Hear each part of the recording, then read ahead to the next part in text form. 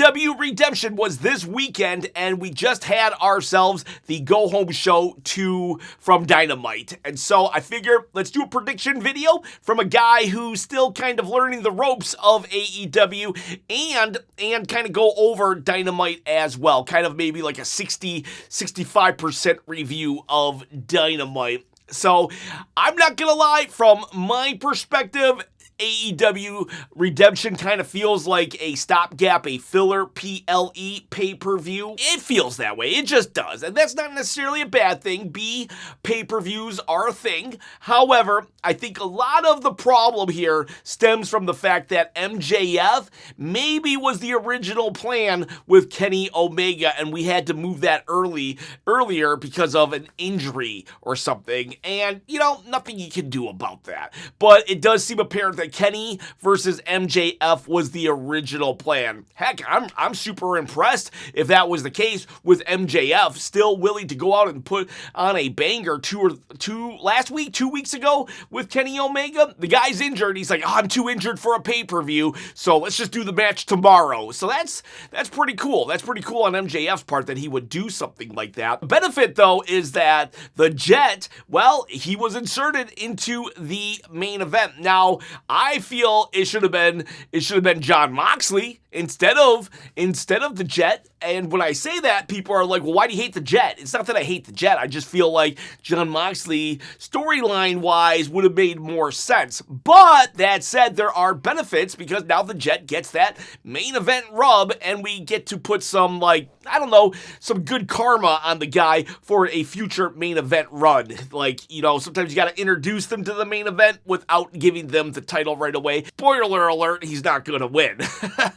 But that said, we did start off, though, with Jet and Darby Allin on Dynamite tonight. And probably this match, honestly, if MJF was supposed to fight Kenny Omega in the main event of Redemption, then this match was probably going to be the one on the original card as well. That said, this match, holy cow, it was crazy. This was an amazing match. Darby Allin is such a nut job in all the good ways. Honestly, he is insane.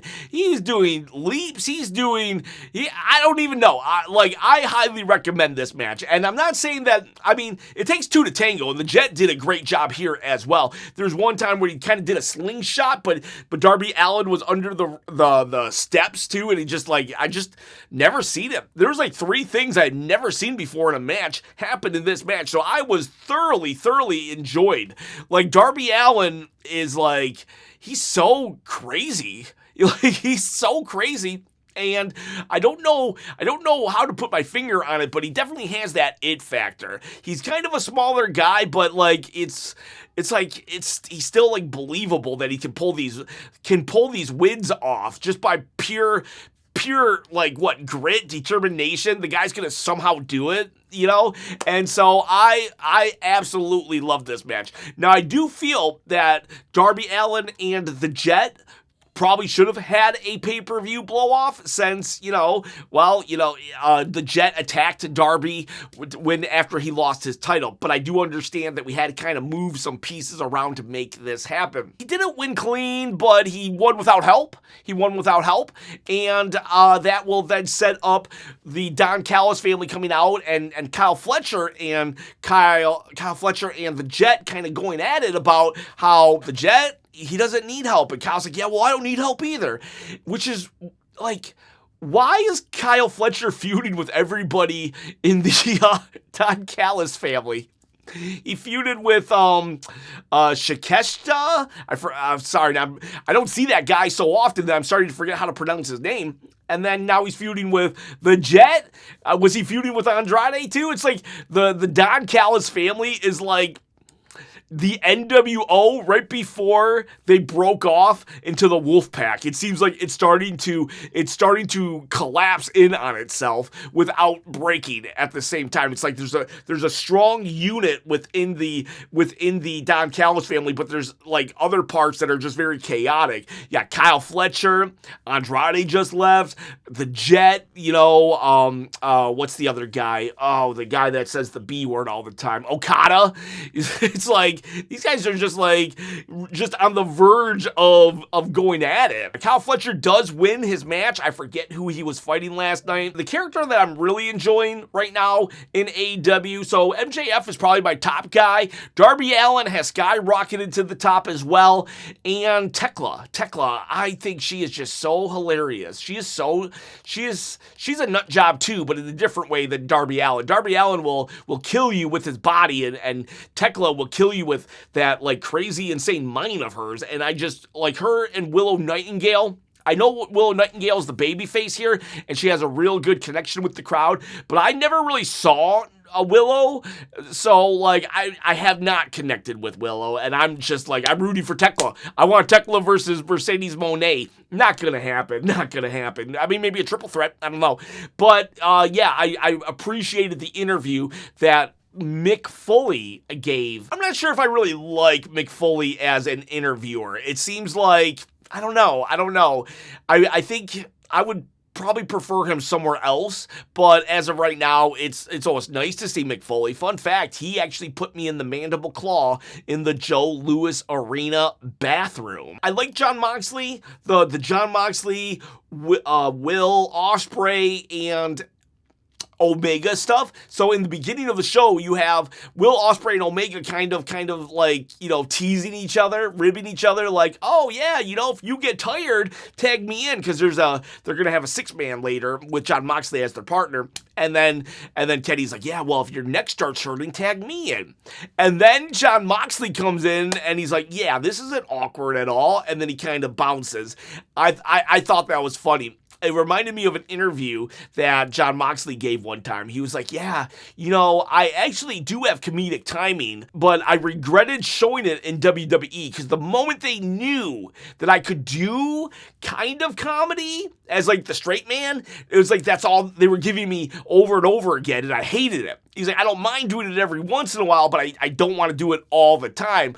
And this was an example of it where he definitely made me laugh with how he delivered as, yeah, this isn't awkward at all. But like it's so much funnier because he doesn't do this a lot. Now they will go to the end of the show, and I can't remember. They're probably, I'm assuming they're fighting the Don Callis family, because it seems like everybody's fighting the Don Callis family. Even the Don Callis family is fighting the Don Callis family. Yeah, they were, because the machine was there. But they will win. The biggest part of this, two big parts of this, was at one point, Will had to, who is he going to hot tag? Kenny Omega, his friend / rival, or Jon Moxley, the guy who broke his neck, then fixed his neck, and who he's like in a stable with right now, and he goes with Kenny Omega. I did like Jon Moxley, like, not knowing whether or not he should help Kenny Omega, because Kenny Omega's getting beat up, but then he's like, yeah, well, you know what, I want to win. And so he gets involved. This will end with Kenny Omega, Jon Moxley, and Will Ospreay winning. And then we will have, what happened? I think there's a beatdown. The Young Bucks will come.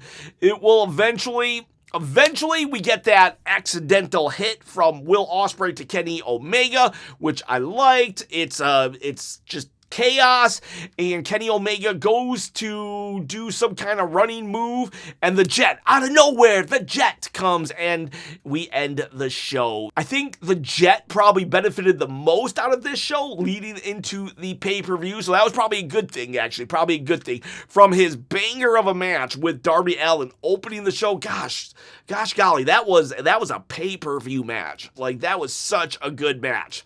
And then getting Kyle Fletcher all riled up, and then at the end, standing tall over Kenny Omega. Yeah, he's standing tall, so he's not going to win, but it's fine.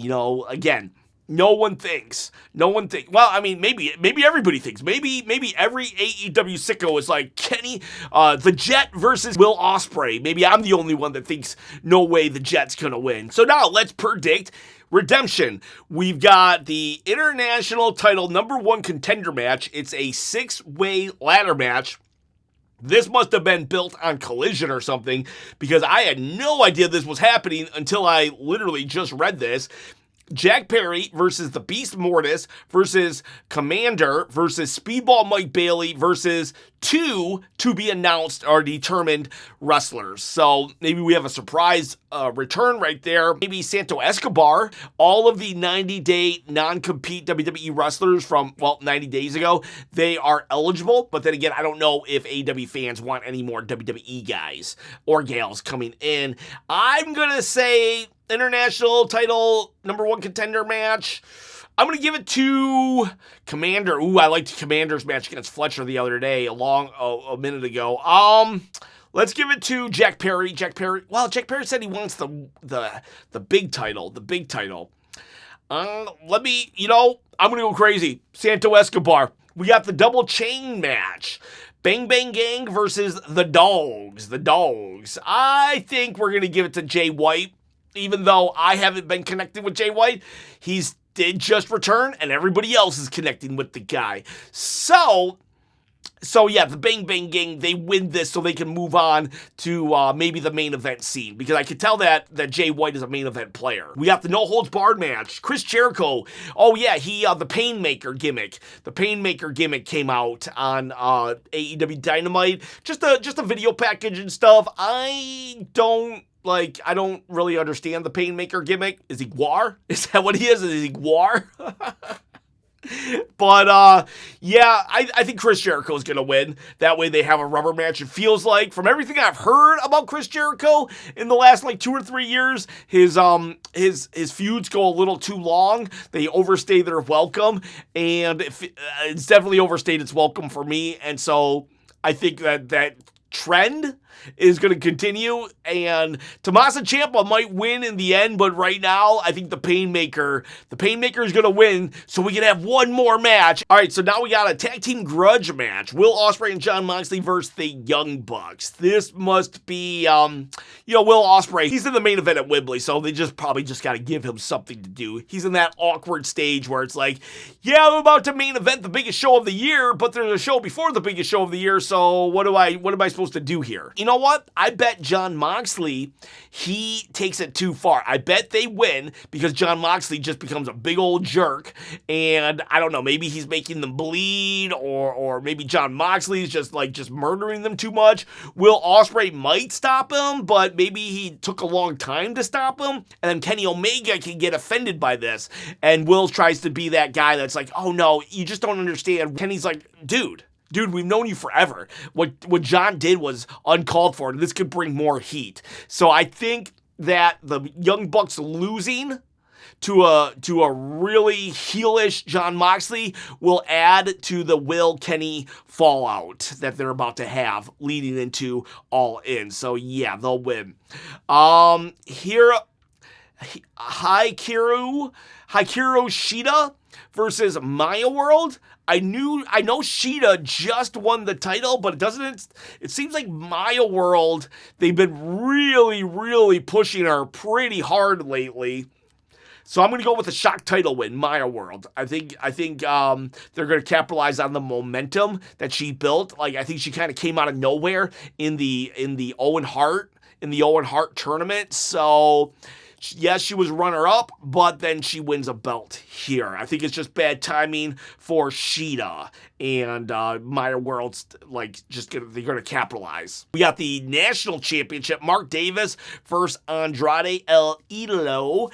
Mark Davis, he reminds me of Arn Anderson, some guy who's just really high on the mid-card, but just looks like a normal Joe, although he's a big normal Joe, Andrade, the guy's super hot. The guy's red hot right now. And if we're not going to put him in the world title scene within 2 months of All In, then we got to do something with them. Let him win the national title. So Mark Davis will lose. Then we got the International Championship. Kyle Fletcher versus Bandito. I'm thinking, didn't Kyle just win? Yeah, he won it from that guy that I always complain about never being around. Kyle versus Bandito. Bandito's really popular. Is Bandito the Ring of Honor champion? I'm losing track of who's and what champs. Jet's been saying he wants to be Jet 2 belts, right? if the Jet, I don't think the Jet's going to win here, so maybe the Jet says he wants to be Jet 2 belt, and we have Kyle versus the Jet. So yeah, you know what? I'm going Kyle Fletcher. I'm going Kyle Fletcher to set up Kyle versus the Jet 2 belts. AEW World Tag Team Championships. We got Cope and Cage, CNC versus the Death Riders, Claudio and Pac. Yeah, CNC, Edge and Christian. I think Edge and Christian are going to take it home. I think Edge and Christian take it home so we can have those guys fight the Young Bucks at All In. So a lot of my decisions are, what is the biggest matchup we can do at All In? And yes, Claudio, unfortunately, I love Claudio. I wish Claudio could climb up the ranks and be in the championship, the main event scene. I love Claudio, but I don't think he wins here because Young Bucks versus Edge and Christian, or Edge and Christian versus the New Day at All In. We got ourselves the Women's World Championship match, Tekla versus Willow Nightingale. There's a part of me that wants to say that Mercedes Moné is going to get involved and lay everybody out, and it's like a no contest, but I don't think Tony Khan really does no contest, or very, very rare.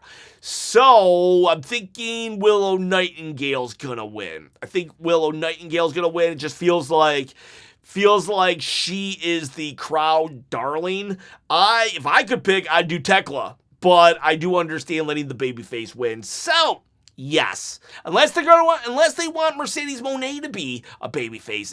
If they want to go all in on, no pun intended, Mercedes being a babyface, then they gotta give it to Tekla. But I'm going Willow. And then our big match, the Kenny Omega versus Kevin Knight. And Kevin Knight, totally.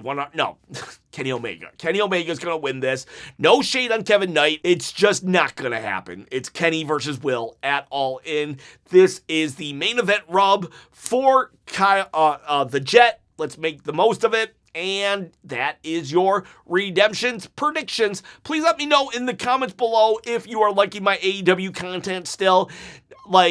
I guess if you got this far, you're probably going to be like, yeah, keep it up. So never mind. I'm going to have to ask this question earlier in the next video, because I wonder if AEW sickos are still liking the content on this channel. So yeah, let me know. You might as well let me know anyways, since you're already here. All right, boys. All right, girls. See ya. Bye.